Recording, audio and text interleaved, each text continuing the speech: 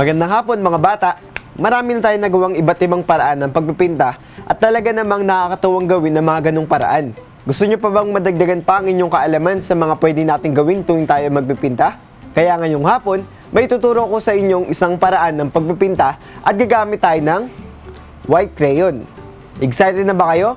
Kaya handa na mga gamit natin tulad ng white crayon, sketch pad, at watercolor. Kung handa na kayo, tara simulan natin. Una, gumuhit muna tayo ng object gamit ang white crayon.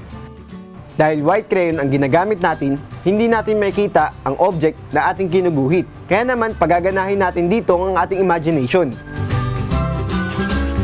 Kapag tapos na ang paggawa ng object gamit ang white crayon, pinturahan na natin ng buong cardboard paper. Obserbahan natin ang ating ginagawa habang tayo ay nagpipintura.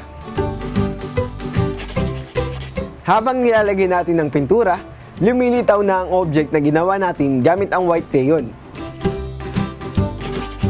Hindi ito nalalagyan ng pintura dahil ang crayon ay isang wax at hindi basta-basta nababasa at nahalo sa mga liquid.